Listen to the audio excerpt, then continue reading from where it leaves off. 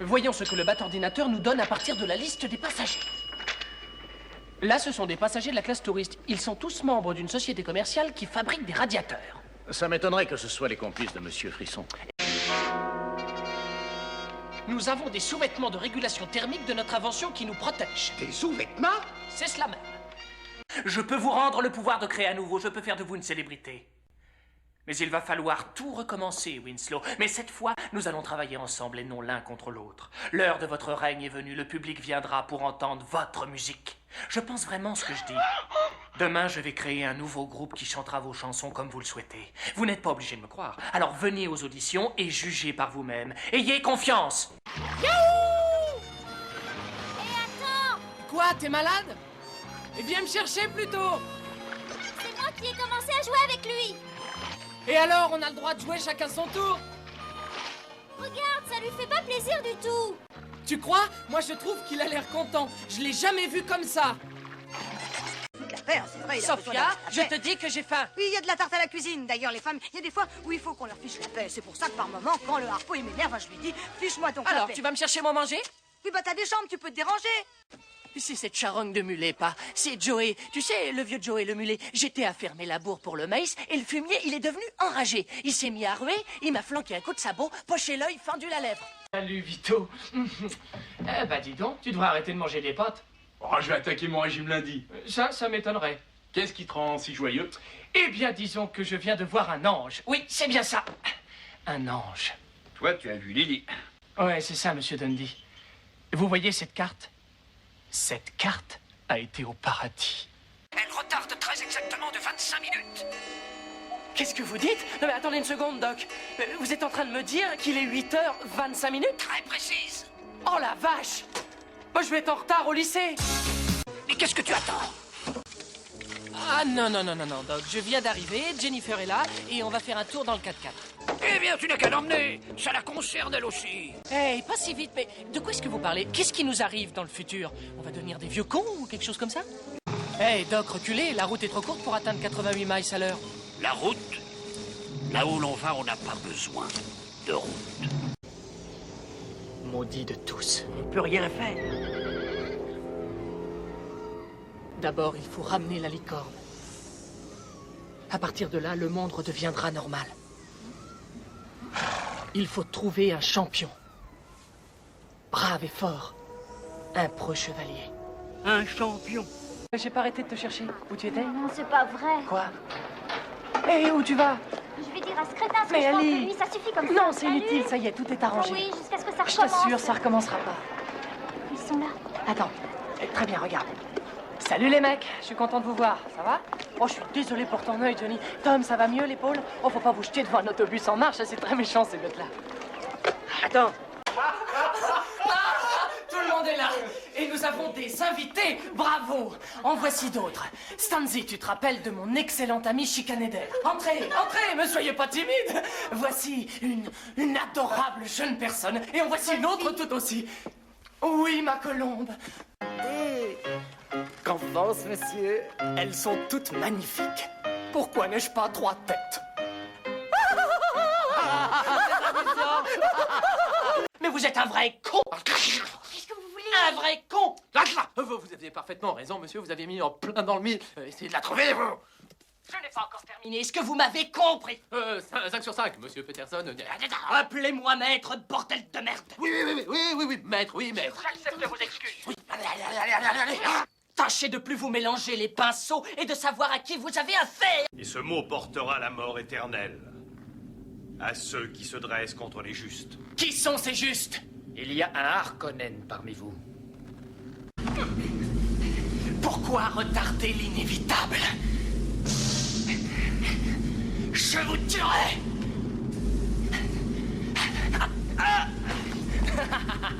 Alors il met les boules et sent son fils avec sa mère, et tout à coup, enfin, après 2 semaines, le fils veut retrouver son père pour qu'il lui apprenne comment on bande un arc, comment on tue le bison, enfin tout ce genre de trucs, hein. Alors qu'est-ce qui se passe? Il se pointe ici.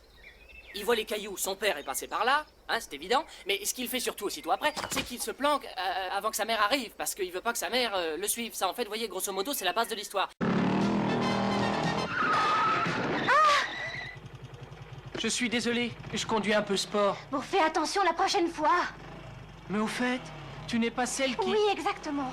Bon, est-ce que tu peux m'accompagner à la télévision? Tu veux vraiment aller à la télé? Oui, absolument. On me l'a demandé. Allez, dépêche-toi. Mais alors, c'est toi la magicienne qu'il recherche? Oui, dépêche-toi. Mercado. Famille, scène 1, prise 1. Préparatifs de fête. Mon père, Dave Whiteman. Casse-toi de là, Max. Et d'où tu crois que Steven Spielberg tire son talent? Quel est ton perçu de Thanksgiving? Qu'est-ce que je perçois? Je vais te le dire, moi, tiens. C'est Jerry qui me pousse à communiquer avec vous. Mais trop souvent, dans nos relations de famille, vous manifestez que de la colère. Jerry dit que votre colère est vaine. En voici quelques échantillons. J'ai les yeux qui se brident. Eh bien, il y a des légendes terrifiantes qui parlent d'une antique armée de morts, d'une cité spirituelle et de macaques sacrifiés.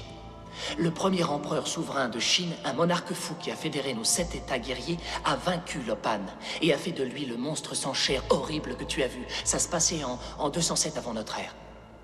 On nous raconte ça quand on est enfant. Dans notre ville, le terrorisme n'a jamais eu des implications politiques. Mais cela a changé ce soir lorsque l'ancien conseiller municipal Ron Miller a pris d'assaut la mairie. Une minute. Où allez-vous? Mais dis donc, cette zone est interdite. Voulez-vous sortir, s'il vous plaît? S'ils le faisaient, l'Air Force leur botterait le cul. Oui, comme en Iran, n'est-ce pas? Ah non, là c'était différent, parce que Monsieur Cacahuète était président, tandis que maintenant le shérif qui est à la Maison Blanche, il dit à ces dictateurs de merde où ils peuvent se les enfoncer leurs missiles. Pourquoi tu crois qu'on l'appelle Ronald Rambo Reagan? Ah, j'allais oublier, j'ai acheté des boutonnières pour ce soir. Ah. Et je peux te dire qu'elles sentent bon. Quelqu'un sait que tu es ici? Personne, pas homme qui vive, sauf... Qui? Vous voyez, je ne savais pas où était votre bureau. Alors j'ai demandé aux marchands de journaux, ils ne savaient pas. Alors j'ai demandé aux pompiers, à l'épicier, au boucher, au boulanger, aucun d'eux ne savait. Mais le petit caviste, lui, il savait. Oui, autrement dit, toute la ville sait que tu es ici, alors... Il dit, calmez-vous, voulez-vous... Je vous en prie, ne me sautez pas devant, vous commettez une grande horreur. Je n'ai fait personne, Relis le passage où on parle de moi, Ernie. Quel passage? Bah tu sais bien le passage où on parle du chef des COP. Allez, rêve pas, c'est de moi qu'il s'agit, pas de toi. Je n'en veux pas, moi, de ce truc. Et moins encore de ces deux petits malfrats. Excusez-moi, capitaine. Vous n'avez pas l'intention de nous agresser une fois de plus avec vos vents nauséabonds, n'est-ce pas? Le comics, c'est un peu mon hobby à moi. Et même à vrai dire, c'est un peu plus qu'un hobby. Le Reader's Digest compte sérieusement publier 2 de mes blagues. Alors... C'est vrai? Oui. Et peut-être même qu'un soir, nous pourrions nous réunir et faire un petit troc d'histoire drôle, histoire de rire. Oui, pourquoi pas. On pourrait même faire un feu de camp et faire griller des saucisses, on rigolerait comme des fous. Là, c'est une blague. Peut-être bien. Je le savais.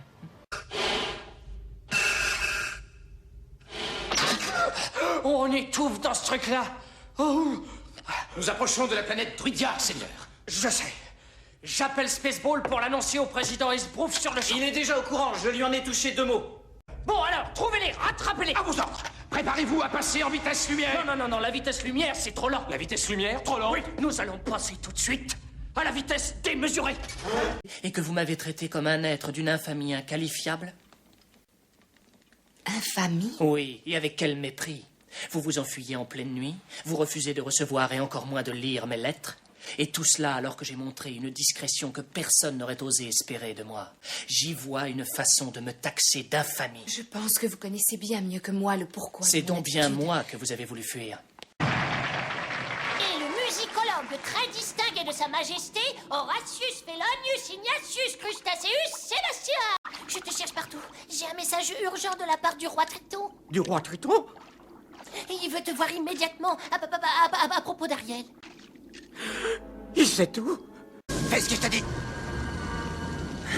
Inutile de vous exciter. S'il vous plaît, ne tirez pas. Écoutez, je n'ai pas de liquide. Je n'ai absolument qu'une carte de crédit. Je vous donnerai tout ce que vous voudrez. Dites-moi ce que vous... Arrête de gigoter, connard. Pitié. Prenez ma voiture. Vous n'avez qu'à me laisser ici si vous voulez, mais me faites pas de mal. Je vous en supplie. C'est mort. Il a juste été un peu secoué. Si tu avais vu une bande de petits monstres conduisant un chasse-neige traverser ton salon, toi aussi t'aurais été secoué. Il a bien failli y rester. Est-ce qu'ils peuvent être grossiers ici? Chérie, quelle heure il est? On est en retard. Il est dans la cuisine. Super. Tu lui as donné à manger? En quelque sorte. Hé, Gizmo, devine qui est rentré à la maison. Gizmo? Anne, pour la première fois sur scène à l'Olympia.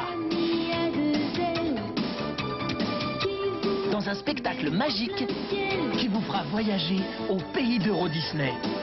Alors venez vite découvrir Anne du 26 février au 15 mars 1992 à l'Olympia. Non, mais fais attention. J'ai fini par trouver une coiffure qui me va. Je suis tellement excité, Fred. Je vais enfin être père. Ah, c'est comme un rêve qui se réalise. Un fils. Quelqu'un qui va porter le fier nom de Laroche. Tu crois que je serai un bon père? Tu trouveras bien un jour si t'es bon à quelque chose. Bien sûr, mais... Oh Bonsoir, public adoré. Nous avons pensé, Babs et moi, que ce serait amusant de vous raconter comment nous avons passé nos vacances à descendre la rivière. Retire au soleil. Quelle catastrophe ce serait si brusquement tout cela venait à changer. Tu avais envie de partir en voyage avec nous? Non, madame. Je vais passer mes vacances ici, seule. Et abandonnée. Oh bah, papa peut pas me débloquer avec nous. Oh, je vous en prie. Vous savez que Owen, c'est mon mentor. Il m'a appris tout ce que je sais sur la politique. À faire campagne, à savoir comment manipuler la presse. Et plus important, à savoir motiver les gens. Alors quand il arrivera, je veux que vous fassiez tous des trucs avec vos mains. Michael Flaherty! Owen Kingston! Oh, vous n'avez pas changé, c'est pas croyable. C'est comme si on remontait un peu le temps. Alors, qu'est-ce que je vous sers, les deux tourtereaux? Mais je prendrais bien un gin tonic avec de la glace et un zeste de citron. Reviens sur terre. Le club fait bien une grande fête pour la fermeture officielle ce week-end. Ouais, et bientôt je serai obligé de me battre pour garer ma voiture sur le parking de Beverly. Non, on sera obligés tous les deux de se battre sur le parking. D'ici là, j'aurai déjà ma Mustang. T'as 65 Mustang? Un petit bolide jaune en parfait état. Et voilà de quoi payer tes échéances, bonhomme. C'est sans doute parce qu'il ne se donne pas à fond quand il se bat avec une fille. Tu ne crois pas? Ne dis pas de bêtises, Julien se bat le plus sérieusement du monde. Même si tu es très forte, tu es une fille. Il ne peut pas se battre sérieusement. Quand tu es une fille, tu peux te battre, toi? Non, arrête! Mais qu'est-ce que tu fais? Ils sont venus en masse dans le Nevada de Dieu sait combien d'États. Ils attendent, ils observent. Pourquoi sont-ils venus? Par curiosité? Non, pour quelque chose de plus. Simplement pour pouvoir dire « J'y étais ». J'étais là, le jour où l'homme a rencontré le martien. Ici Jason Stone, JNN, à Paramp. Je suis allé dans cette maison et il ne s'est rien passé. Je crois pas, ça. Oh. Hey, Stuart, tu entres ou tu sors? Vous n'avez même pas fait taper la lunette des toilettes. Vous m'avez fait passer pour un con. On s'est fait un tour de rein à soulever ce lit de merde, Franck. Oh oui, et qui est l'idiot qui a mis ce numéro sur le front de ce type? C'était pas drôle.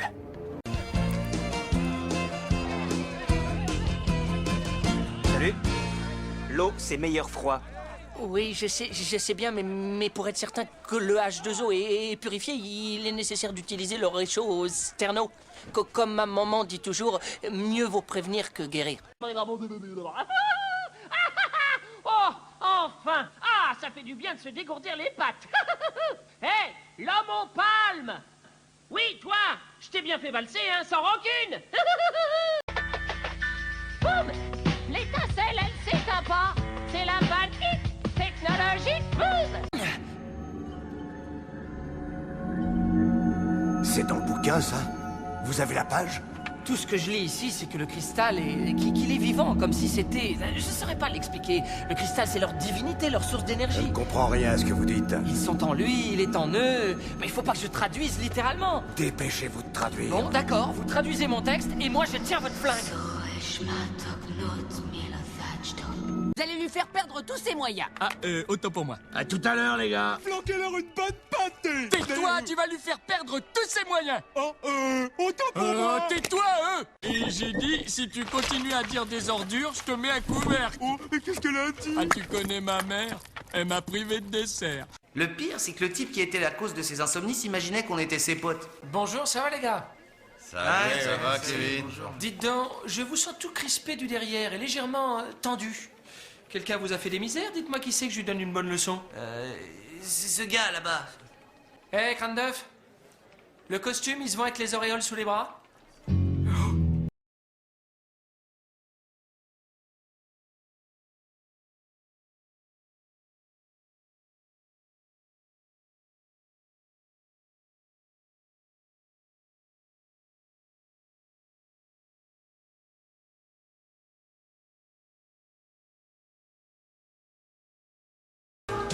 Je te raconte pas, c'est Patrice qui vous tient compagnie toute la matinée sur Radio Saint-Tropez. Une matinée toujours aussi ensoleillée, un Patrice en super forme comme d'habitude.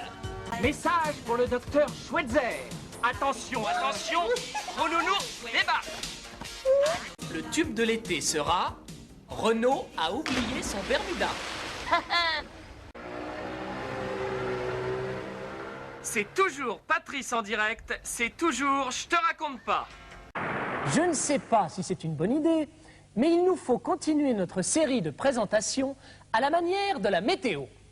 Alors, le vent du nord, le vent du sud. Le vent du nord sera très froid, viendra du nord, voilà. Et le vent du sud sera très chaud, viendra du sud, là-haut. Voilà. Eh bien, merci pour ces prévisions, Anne. Mais cette expérience est réservée aux présentateurs de l'émission. Et seulement aux journalistes, Jean-Paul. Ne l'oubliez pas. Et moi alors? Je suis un journaliste stagiaire. D'accord, Benoît. Pour toi, on fera une exception. Juste après Yogi. Envoyez Yogi. Oui, ça me tente énormément, mais j'aurais hyper peur. Ah bah ça faut pas. Je serai là pour vous tenir la main, ma petite Hélène. Puis voyez, là j'utiliserai bien votre nombril. Ah bah, pourquoi faire? La danse du ventre chez Limoges. Oh bah quand même. Vous pensez que ça lui plairait? Ah ça j'en suis sûr. Hein? Et ça servira à quoi? Essayez de sauver Max. Oh, c'est à ce point-là. Oh là là. Moi, j'adore Monsieur Max. Ça, c'est pas le problème. Moi, pour lui, je suis prête à tout. Mais faudrait pas pousser le bouchon trop loin quand même. Eh ben voilà, vous n'avez pas la reconnaissance du ventre. Moreau a une idée publicitaire que je trouve intéressante et je voulais qu'il vous en parle. Allez-y, Moreau. Comme vous le savez, François, samedi prochain, c'est la Gay Pride. Comment? La Gay Pride, votre grande manifestation. Ah oui. C'est devenu un très très gros truc. Il y aura toutes les télés, toutes les radios. Et j'ai suggéré au président d'en tirer parti. Au départ, j'étais un peu réticent. Nous avons quand même quelques clients hétérosexuels.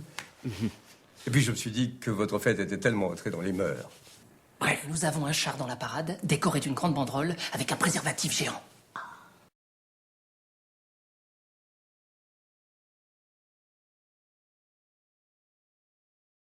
J'ai pas le souvenir d'avoir eu des répliques difficiles. J'ai le souvenir d'avoir eu des scènes entières très difficiles parce que Michael J. Fox est une mitraillette.